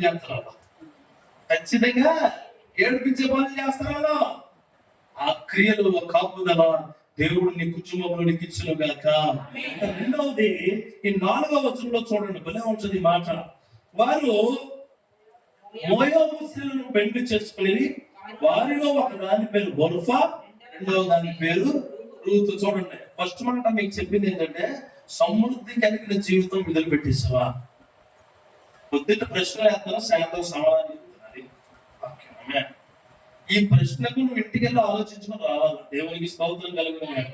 నువ్వు నడిచేటప్పుడు కూడా గుర్తొస్తాయి. అలా నేను ఇందాక నుంచి చెప్పిన మాటలేమి మర్చిపోయి కాదు. అర్థమైందా? నీ కళ్ళను చూసినప్పుడు, నీ కొడుకుని చూసినప్పుడు, నీ ఇంటికి వెళ్ళి నీ భర్తను చూసినప్పుడు ఖచ్చితంగా గుర్తొస్తాయి. ఖచ్చితంగా అవమానించే మనుషులు మంచికెళ్ళినప్పుడు, నువ్వు పడిపోతున్నప్పుడు తిరిగి లేవాలి అనే మాట నీకు ప్రశ్నిస్తున్నాను నేను. సమృద్ధి కలిగిన జీవితాన్ని వృధా చేసుకున్నావా అని అడుగుతున్నాను. వృధా చేసుకున్నాను అంటే ఇది నీకే వాక్యం. పెళ్ళైన కొత్తలో భార్య భర్తలు చాలా అన్యోన్యంగా ఉండేవారు. ఏది పడితే పంచుకునేవారు, ఏది పడితే దగ్గరకు తీసుకునేవారు. ఎంతో గొప్ప సమృద్ధిగా బ్రతికారు కదా. ఈ లోపల ఎవడో దగ్గులు బచ్చిదో చెప్తున్న మాటలు అవి ఎంచున్నావు. నీ భార్యని ఆడిపోసుకుంటావు, నీ భర్తనే ఆడిపోసుకుంటావు. అలాంటి కుటుంబాల నుంచి వాళ్ళకు కూడా ఒక మాట చెప్తాను. సమృద్ధి కలిగిన సంసారము దేవుడు ఇచ్చిన బహుమానం. దేవునికి స్తోత్రం కలుగుతుంది. ఆ బహుమానము ఎవడి చేతిలో పెట్టి దొంగగా మిగిలిపోకండి. ఎవడి చేతిలో పెట్టేస్తారు ఆ బహుమానం వచ్చి. పక్కింట్లో, ఎదురింట్లో మా ఆయన ఉన్నాడే అని మొదలెడుతుంది. ఎవరితో? మీ ఆయన కోసం ఆయన ఆవిడకి ఎందుకు? వాళ్ళ ఆయన వాళ్ళు ఉన్నాయి. నీ మట్టిగా వాళ్ళ ఇంట్లోకి వెళ్ళి మా ఆయన ఉన్నాడే, వీడు ఎవడో వస్తాడు సాయంత్రం ఒక బ్యాచ్ ఆడితో, మా ఆవిడ ఉన్నారే. ఈ భార్య కోసం అసలు ఎప్పుడు ఎవరికి నెగిటివ్గా చెప్పకూడదు. గుర్తుంచుకో. ఈ భార్య చాలా పవిత్రంగా చూసుకో. అత్తమామలు నిన్ను చాలా పవిత్రంగా చూసి చేతిలో పెట్టింది భార్య. నువ్వు జాగ్రత్తగా కాపాడుకుంటే ఆవిడ జాగ్రత్తగా అన్ని సర్దుకుంటుంది ఇంట్లో. దేవునికి స్తోత్రం కలుగుతుంది. నువ్వేం చేస్తావు? నీ భార్య శరీర సుఖానికి కావాలా, ఇంట్లో సుఖానికి కావాలా, ఇంట్లో అన్ని చేసి పెట్టాలా, అన్ని నీకు ఇస్తుంది ఆవిడ. నువ్వు ఆవిడ తీసుకెళ్తే బజార్లో పెట్టద్దు. కయ్యాలి మా ఆవిడ ఏంటంట? కయ్యాలి కయ్యాలి కయ్యాలి కాసేవాడిని ఏమంటాడు? కయ్యాలికి తోడుగా ఉన్నవాడిని ఏమంటారు? ఏమంటారు? పేరు లేదు, పేరు లేదు. ఈ భార్యను ఎదుటి వ్యక్తి ముందు నువ్వు గౌరవిస్తే నీ భార్య ఇంకా కీర్తింపబడుతుంది. ఆమె పోషణ కీరటం అండి నీ భార్యని. పోషణ కీరటం. నీ భార్య వల్ల ఇబ్బంది ఉంటే ప్రార్థన చేయి. నీ భార్యని నీ అమ్మ నుంచి వెళ్ళిపోయేటాను. మరి అమ్మ నుంచి అంటా అమ్మని చూడకూడదా? పెళ్ళి అంటే అమ్మలు లేదా, నాన్నలు లేదా, కుటుంబాలు లేదా, ఇల్లు లేదా, ఇది ఉండే చూడాలి. మరి నీలో అంత గొప్ప సువాసన ఉందో. తల్లిని విడిచేవాడు దరిద్రుడు అవుతాడు. తల్లి తండ్రిని విడిచేవాడు దరిద్రుడు పెడతారా? బైబిల్ వాక్యం చెప్తుంది, నీ తల్లిని తండ్రిని సన్మానించావు. తల్లి తండ్రిని ఒకవేళ నువ్వు నీ బిడ్డతో, ఒకవేళ నీ బిడ్డ ఉంటే ఆడబిడ్డ కానీ అటువంటి వస్తువులు వచ్చే నీకంటే దరిద్రమైన స్త్రీ ఉంటావు. చూడకే నువ్వే కొలతో కొలుతూ అదే కొలతో కొలుతాడు దేవుడు. గుర్తుపో. మత్తయి సువార్తలు ఒకసారి తీద్దాం, ఆ మాట తీద్దాం. మత్తయి మార్కు సువార్తలు ఒకసారి తీయండి. అలాంటి మాటలు తీయాలి మనం. 4వ అధ్యాయం తీయండి. 4వ అధ్యాయం. వినుటకు చెవులు ఎవరికైనా 4వ అధ్యాయము అది కదా 23వ వచనం. మరియు ఆయన మీరేమి వినుచున్నారో జాగ్రత్తగా చూసుకోండి. మీరు ఎట్టి కొలతతో కొలుతుదో మీకును అట్టి కొలతతో కొనబడును, మరీ ఎక్కువగా మీకు ఇవ్వబడును. చాలండి. నువ్వు నీ బిడ్డగా చెప్తున్నావు కదా, రేపు పొద్దున్న నీ బిడ్డలకి నీకు ఒకే కూతురు, నీ బిడ్డకు 4 కూతురు పుడితే తెలుస్తుంది, 2 కొడుకులు పుడితే తెలుస్తుంది. గుర్తుంచుకోండి. మీరు ఏ కొలతతో కొలుస్తారు నిన్ను అదే కొలతతో కొలుతాడు. దానికంటే ఎక్కువ ఉంటుంది. అత్తగారి దగ్గరికి నీ భర్త వెళ్తే నువ్వు భర్తని శంకించడానికి కానీ ప్రశ్నించడానికి కానీ ఏమాత్రం అర్హత లేదు. తండ్రి దగ్గరికి వెళ్తాడు. తల్లి పాలన చూసాల్సిన బాధ్యత దేవుడిచ్చిన విధి. అది ఖచ్చితంగా నిర్వర్తించే కొడుకుగా ఉన్నవాడిని నువ్వు ఇంకా సంతోషించాలా. దేవుడి నామంలో సంతోషించాలా. పాపం ఒక ఆయన ఉంటాడండి, పాపం పొట్టుగా కష్టపడతాడు. ఆవిడ నెలాఖరు వత్తులోకి ఎక్కడ లేని ప్రేమ వచ్చేది వాళ్ళ భర్తకి, వాళ్ళ భార్యకి. ఏమండి వచ్చిందా ఏంటి, ఏమండి వచ్చిందా, వచ్చిందని ఎటగా ఇచ్చాను. వచ్చిందండి, వచ్చింది. ఎంతండి, ఒక 500 తీసుకున్నాం. పోలీస్ స్టేషన్కి వెళ్ళిపోతుంది. పోలీస్ స్టేషన్ సౌకర్యం కలిగా ఇప్పుడు చట్టాలన్నీ కూడా చుట్టాలు అయిపోయినాయి. పోలీస్ స్టేషన్కి వెళ్దాం, ఇదిగో మా ఆవిడ రాచి రంపాలు పెట్టేస్తుంది, పాప అత్తగారేమో అక్కడ మంచమించలేదు, ఆవిడ కూడా ఈ మీద యాసిడ్ వేసేసింది. ఆవిడ మంచినీళ్ళు తాగడానికి లేదు, యాసిడ్ తాగడానికి. ఆడపడి ఏమో పాపం ఎక్కడో హైదరాబాద్ లో ఎక్కడో పాపం ఉద్యోగం చేసుకుంటే ఆడపడి చుట్ట సూదులతో గుచ్చుకొచ్చారు పేషెంట్ అండి. ఆడపడి కనీసం ఫోన్ కూడా చేయదు. ఇలాంటి మహిళలు ఉన్నాయి ఈ లోకంలో. దేవుడు కూడా నీకు చెప్తున్నాడు ఏమనంటే, నువ్వు ఏ కొలతతో అయితే కొలుస్తున్నావో అదే కొలత కంటే ఎక్కువ కొలత నీకు దేవుడు ఇస్తున్నాడు. జాగ్రత్త అదే అంటాడు ఆయన. ఏమంటాడంటే, నువ్వు ఏది విత్తుతావో అదే కోస్తావు. అదే కోసింది నయం, అదే కోసింది. ఏ విత్తిందామే సమృద్ధిని వదిలేసి వచ్చింది, పాపాన్ని కోసింది. ఆ పాపపు దేశంలో పాపపు క్రియలు కలిగిన వ్యక్తులు వీడి కోడలై కూర్చున్నారు. నువ్వు కూడా అంతే. ఫంక్షన్కి వెళ్ళానండి, అమ్మాయి చూశానండి, కొందరం బొమ్మలా ఉందండి, జాగ్రత్త ఇరిగిపోతాయి. కొందరం బొమ్మ, ఎవరు చెప్పాడు కొందరం బొమ్మని? ఫంక్షన్కి వెళ్ళానండి, ఆ కుర్రాడు జుట్టు చాలా బాగా ఎగురుతుందండి, 5 సంవత్సరాల ఎక్కువ జాగ్రత్త.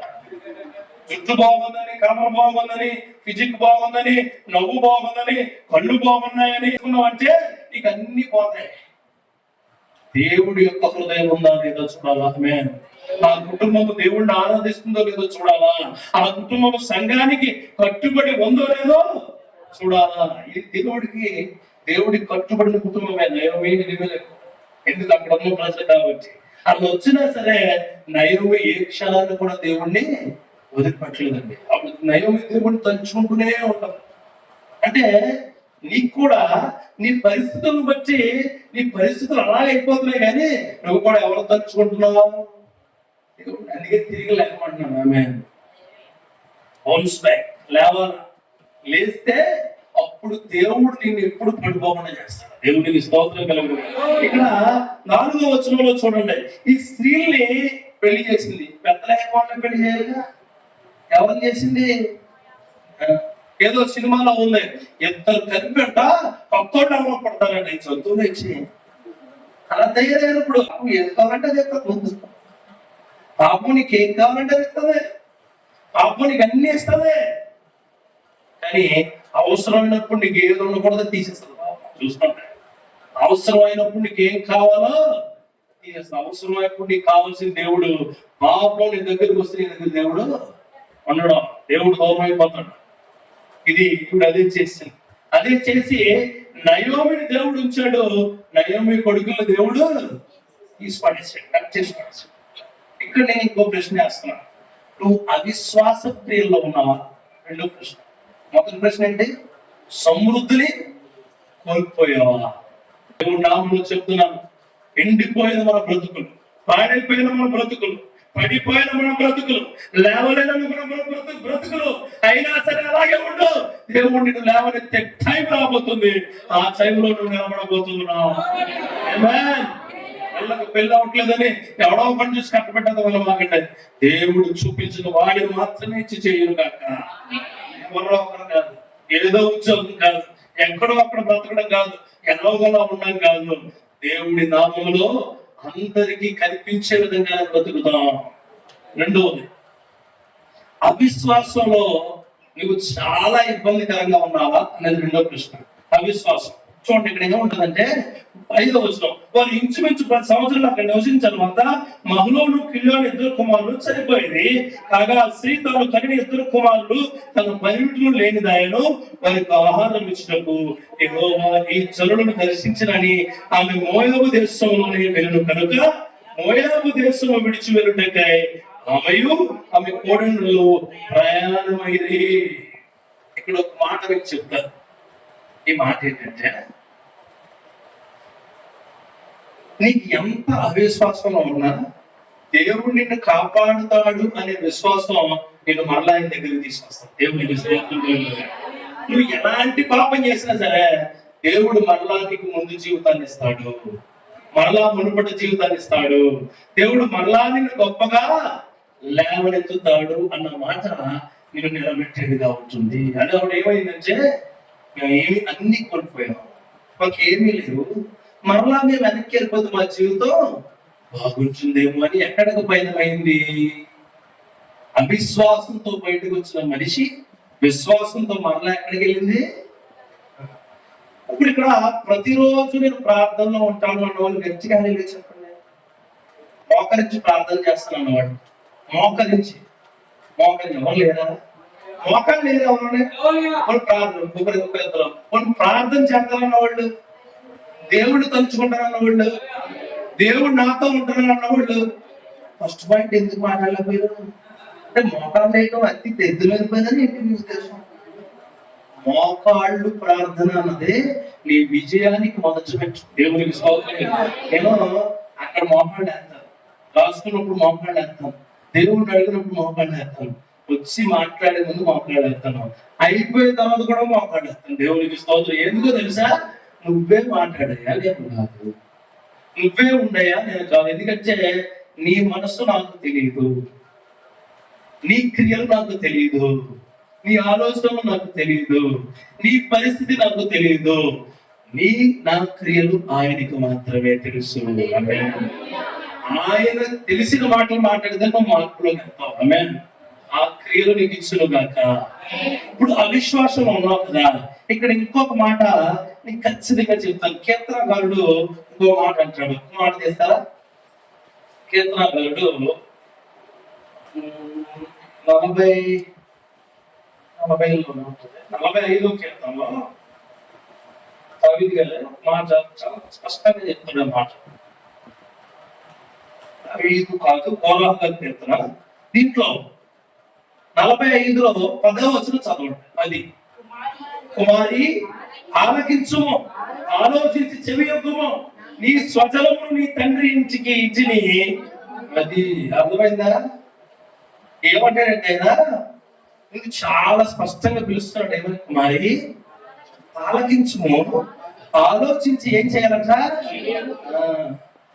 ఆలోచించకుండా వినకండి, ఆలోచించే వినండి. దేవునికి స్తోత్రం. సంఘానికి వచ్చినప్పుడు అయ్యగారు చాలా మాటలు చెప్తారు కదా, అన్ని మాటలు ఆలోచనకరమైన మాటలే, అవన్నీ మీరు వినాలి. ఆలోచించి చెవి ఎక్కడ పడతారు తెలుసా? చెవి ఎక్కడ పడతారు? చెవి ఏమో పాస్టర్ గారి దగ్గర పడతారు, మనసేమో ఇంటి దగ్గర పడతారు, బుర్రేమో ఎక్కడో పడతారు. చర్చ్ నుంచి వెళ్ళిపోయినప్పుడు మళ్ళీ నీ కలెక్ట్ చేసి వెళ్తారు. అన్నం తిన్నప్పుడు నోరు ఎక్కడో పడేయండి, నోరు పట్టుకెళ్ళి బాత్రూంలో పడేయండి, పడేయండి. బ్రతుకు అలాగే ఉంది.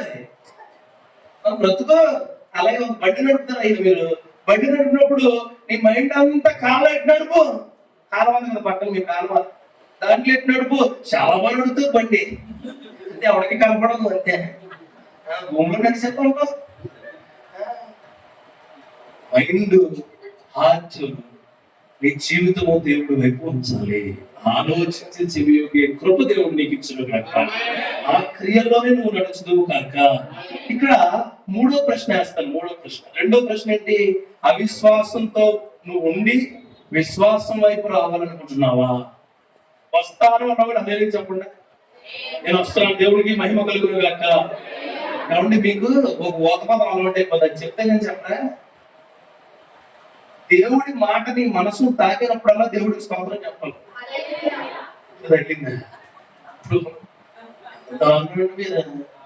ఇప్పుడు ఇంజక్షన్ కూర్చున్నప్పుడే బాబాయ్ అలా, ఇంజక్షన్ తీసినప్పుడే బాబాయ్ అంటే డాక్టర్ గారు దౌడలు కొట్టచ్చు, ఇంకా గట్టిగా పొడిచారు. దేవుడి మాట మన హృదయాన్ని తాకినప్పుడల్లా దేవుడిని స్తుతించేవాడిగా నువ్వు ఉండాలి. ఆమేన్. ఇప్పుడు భార్య భర్తల మీద ఇబ్బందులు లేవా? ఖచ్చితంగా ఉంటాయి. అగాధాలు ఉన్నాయి ఇక్కడ కొంతమంది. అగాధాలు అంటే తెలుసా? అటు ఇటు కూడా వాళ్ళు వంతులు వేసుకుంటే కాలిపోయినా ఉంటాయి. అగాధాలే వంతులు అర్ధవంతుల లోపల సెకండ్ తండ్రి చేస్తారు. అలా ఉన్నాయి అగాధాలు. అగాధ జల ప్రవాహం మధ్యలో నువ్వు నడిచినా నీకు సమృద్ధి దేవుడు ఇస్తానంటాడు. కొంతమంది బిడ్డలకు తల్లిదండ్రులకు సరిగా ఉందని నీ ఆలోచన ఉన్నావా? నీ బిడ్డలు నీ మాట వెనకలే సరిగా అసలు అమ్మ అని నోటితో పిలుస్తున్నాడు, లోపల వేరే ఉందని నాన్న అని పిలుస్తున్నాడు నిన్ను, లోపల నీకు వేరే ఆలోచన ఉంది. సమృద్ధి కలిగిన మాటలు నీ బిడ్డకు లేవో, సమృద్ధి కలిగిన ఆలోచనలు నీ బిడ్డకి ఇచ్చును కనుక. ఇది రెండు. మూడవదిగా నేను చెప్పే మాట చాలా గొప్ప మాట. ఇది అంటే 7-8 వచనాలు చదవండి. అప్పుడు ఆమె ఉన్న స్థలం నుండి ఆమెతో కూడా ఆమె ఇద్దరు కోడళ్ళు బయలుదేరి యోధా దేశమును తిరిగిపోవాలని మార్గముకు వెలుచుండగా ఈ నయోమి అప్పటి వరకు అనుకుంటుంది, నా కోడలు అంతా నా మాట వింటారు, నా మాటినే వస్తారు అనుకుంటుంది. ఏమని?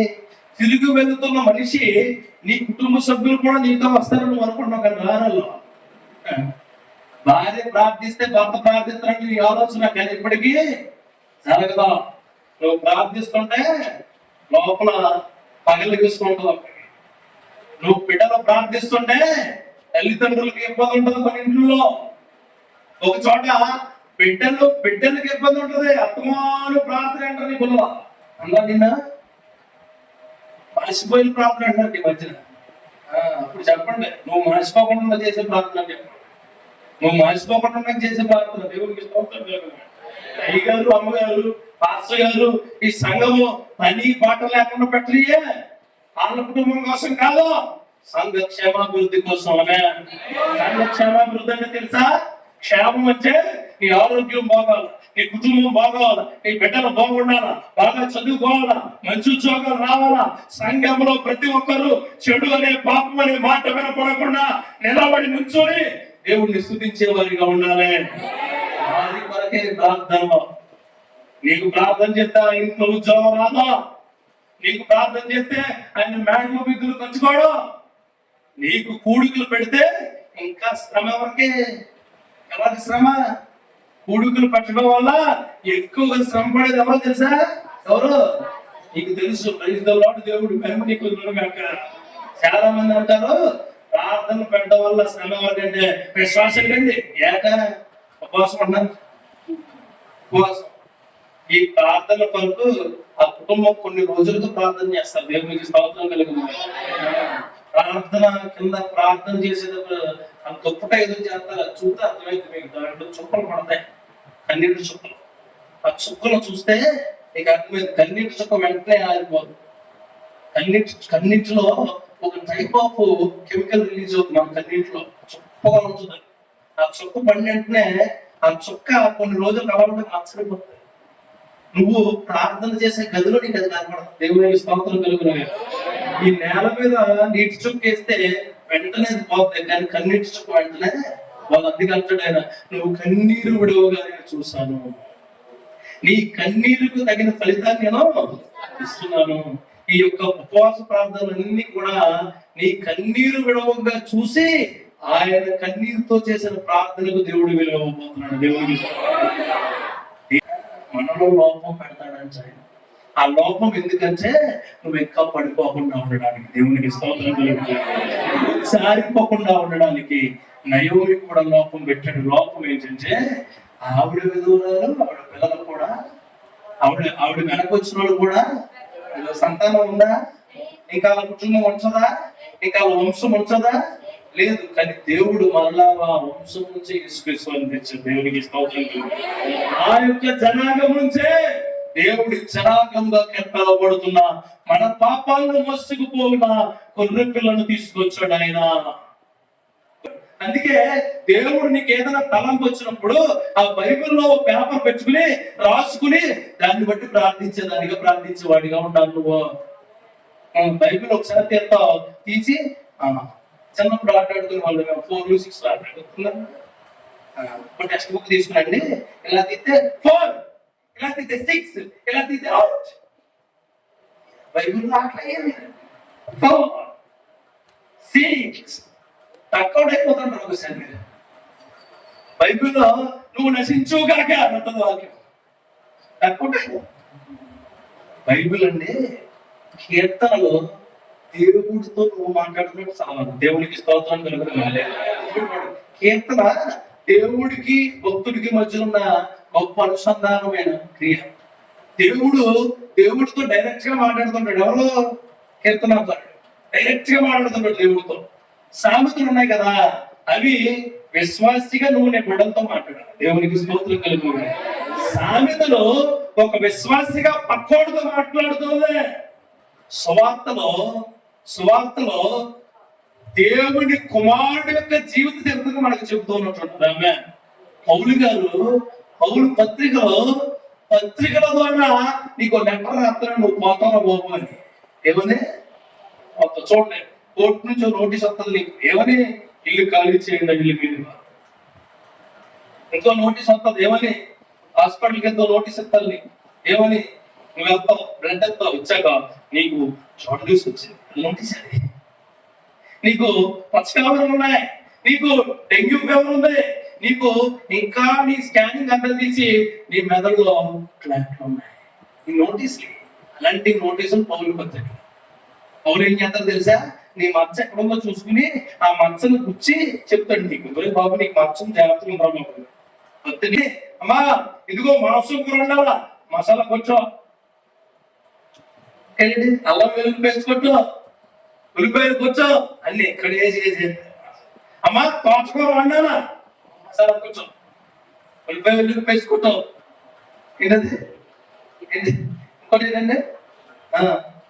అల్లం వెల్లుల్లి పేస్ట్ కొట్టు తీసి. అమ్మా చాలు పెట్టాలా, మసాలా కొంచెం. అమ్మా ఇదిగో పెరుగు తోడించాలా, పెరుగు మసాలా కొంచెం, అల్లం వెల్లుల్లి ప్రార్థన అంటే తెలుదు, విశ్వాస ప్రార్థన అంటే తెలుదు, లేవగొట్టే ప్రార్థన అంటే తెలుదు. ఏమి లేదు మరి. అన్నింటి కూడా స్వస్థత ప్రార్థన ఒకలా ఉంటుంది, విశ్వాస ప్రార్థన ఒకలా ఉంటుంది, వాక్య ధ్యాన ప్రార్థన ఒకలా ఉంటుంది, కుటుంబ కష్టాల ప్రార్థన ఒకలా ఉంటుంది, నష్టం వచ్చిన ప్రార్థన ఒకలా ఉంటుంది, ధైర్యం ఇచ్చే ప్రార్థన ఒకలా ఉంటుంది. 155 రకాల ప్రార్థనలు ఉన్నాయి. దేవుడి నామంలో చెప్తున్నాను. ఆమె నేను గుర్తించిన ప్రార్థన విశ్వాస సహితమైన మూర్ఖ ప్రార్థన కూడా ఉంది బైబిల్లో, మూర్ఖులు ప్రార్థన కూడా ఉంది, దొంగ ప్రార్థన కూడా ఉంది బైబిల్లో. దొంగ ఏమన్నా తెలుసా? నీకు ఇష్టమైతే నాతో పాటు తీసుకెళ్ళి అది ప్రార్థనే. నీకు అన్నిటిగా ఉంటే అంటే అన్నిటిగా ఉంటే బాగున్నమాట. అప్పుడు ఎప్పుడైనా ఎవడ చేసినట్టు రాజు చివరికి బాణాలన్నీ అయిపోయినట్ట ఆ రోజు చంపేటండి. సాధారణ కొట్టాలంటే అన్ని రకాల ఆయుధాలు సిద్ధపరచుకోవాలి. ఆమె శరీరించుకో ప్రార్థన ఉంటుంది, జీవించుకో ప్రార్థన ఉంటుంది, విశ్వాసానికి ప్రార్థన ఉంటుంది, అన్ని చేయాలి. ఇప్పుడు అదే చేసింది ఏంటంటే అన్ని ఉపచారాలకు తీసుకొచ్చింది. అప్పుడు ఆగమంటుంది నయం. ఆగండి చూడండి, బలవంతుతో మాట. నయోమి తన ఇద్దరు కోడలను చూసి మీరు మీ తల్లుల ఎండకు తిరిగి వెళ్ళండి, చనిపోయిన వారి ఎడలను నా ఎడలను మీరు దయచూపునట్లు యెహోవా మీ ఎడల దయచూపును గాక. ఎవరితో చెప్తుంది ఈ మాటలో? ఆ కోడల్లో దేవుడు తెలుసుకున్నాను అనుకుంటారు మీరు. దేవుళ్ళు అంటే తెల్ల లంజులు, వాళ్ళ మహా దుర్మార్గులు మోయాబీలు. ఆ మోయాబు దేశమే దుర్మార్గమైన దేశం, చాలా టైనేజ్ లాంటి దేశం అది. వాళ్ళతో చెప్తుంది ఏమని? నా దేవుడు మీ మీద దయచూపును గాక అని. ఆమేన్. నీ బిడ్డలకు చెప్పు ఏమనంటే, నేను సేవిస్తున్న దేవుడు నీకు దయచూపును గాక. నీ భర్తకు చెప్పు, నా దేవుడు నీకు దయచూపును గాక. మన అనుకున్నది ఎప్పుడో తెలుసా? ఇద్దరు ఇష్టపడితే మన వస్తుంది. నువ్వు ఇష్టపడితే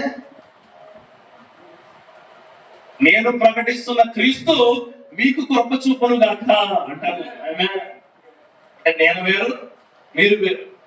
అప్పుడు ప్రార్థనలో మన దేవుడు మనందరికీ కృప చూపును గాక. మనందరూ ఒకటి. ఆమేన్. గుర్తుంచుకోండి, 2 రకాలు ఉంటాయి. చాలా జాగ్రత్తగా ఉపవాస ప్రార్థన తెలిస్తే మనకి ఇలాంటి. ఆమె మీరు టైం ఎక్కువ ఉంటుంది, మన శరీరం అలంకరించబడి ఉంటుంది.